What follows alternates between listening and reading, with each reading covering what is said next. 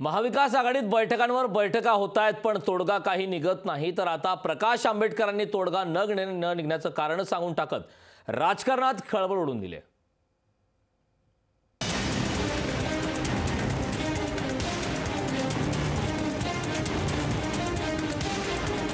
महायुती असो व महाविकास आघाडी, अद्यापही जागा वाटपाचा तिढा सुटलेला नाही।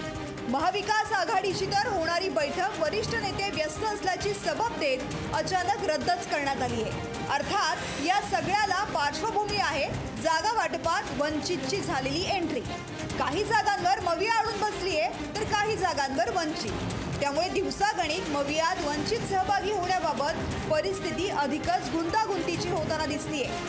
हे थोडं की काय, आता वंचितच्या प्रकाश आंबेडकरांनी गौप्यस्फोट करत आमच्यात समन्वय आहे हे सातत्यानं सांगणाऱ्या मवियाच्या दाव्यांनाच पोल ठरवण्याचा प्रयत्न केलाय। मवियामध्येच 1-2 नव्हे तर तब्बल 48 पैकी 15 जागांवर एकमत नाही, तर वंचितचं काय घेऊन बसलात असं म्हणत प्रकाश आंबेडकर यांनी गौप्यस्फोटच केलाय। एकंदरीत 15 जागा आहेत की ज्या 15 जागेंवरती अजून यांचा तालमेल झालेला नाही। त्याच्यामुळे यांचा तालमेल होणार का याच्याकडे आमचं असणारं लक्ष आहे। तालमेल झाला तर आम्ही असं त्यांच्याशी बोलू शकतो अशी परिस्थिती आहे। यांचा तालमेल झाला नाही तर यांची पुढची राजनीती काय आहे हे आम्हाला बघावं लागेल आणि त्याच्यावरती आम्हाला भूमिका घ्यावी लागेल।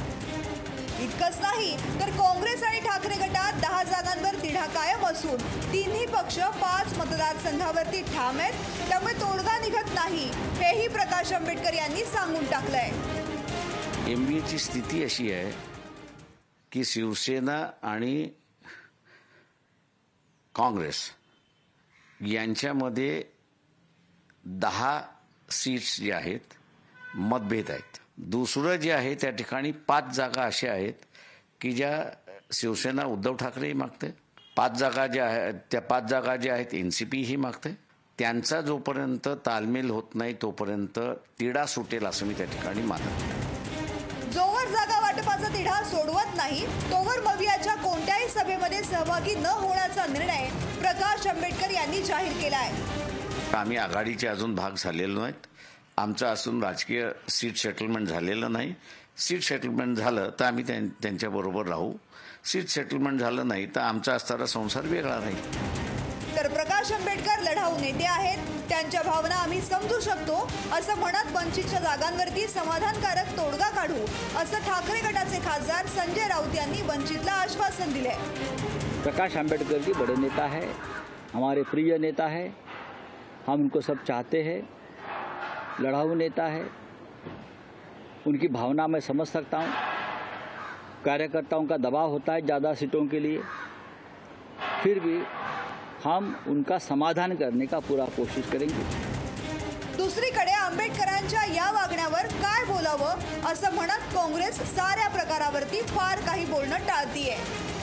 मी त्यांच्याबद्दलची कुठली प्रतिक्रिया देणार नाही, कारण की आमचा स्वभाव असा आहे की दोस्ती करायची तर पूर्ण करायची, दोस्तीचा हातही करायचं आणि तुम्ही सांगितलं त्याप्रमाणे असं बोलायचं। ते त्या पद्धतीच्या प्रतिक्रिया काय द्यावं हे मलाच कळत नाही। राज्याच्या राजकारणात महाविकास आघाडी आणि वंचित बहुजन आघाडी लोकसभा निवडणुकीत एकत्र येणार अशी चर्चा सुरुवातीपासून सुरू झाली खरी, पण चर्चेवरच या पक्षातील बोलणी अडकली आहे। सुरुवातीला 12-12-12चा फॉर्म्युला मांडलेल्या वंचितनं काही दिवसातच आपली 22 जागांवर ताकद दाखवण्याची तयारी असल्याचं दर्शवलं। याला काही दिवस उलटत नाही तोच जिंकणाऱ्या जागा आम्हाला मिळाव्यात असं पत्र लिहित महाविकास आघाडीकडे जागा वाटपाची आग्रही मागणी केली। बरं, या सगळ्या घडामोडी घडत असताना वंचितनं आपली स्वतंत्र तयारी सुद्धा सुरू ठेवली। शिवाय वंचित बहुजन आघाडी आणि प्रकाश आंबेडकर सोबत आले तर समविचारी मतदारांमध्ये विभागणी टळेल आणि त्यामुळे भाजप विरोधामध्ये विजय सोपा होईल हा मवियाचा फंडाही काही लपून राहिलेला नाही। पण इतकं सगळं सुस्पष्ट असूनही जागा वाटपाची बोलणी फार काही सकारात्मक होत नसल्यानं वंचित आणि मवियाच्या मनात नेमकं चाललंय काय हा सवाल उपस्थित केला जातोय। ब्युरो रिपोर्ट, लोकशाही मराठी। लोकशाही मराठी ऐका, पहा, जागरूक रहा।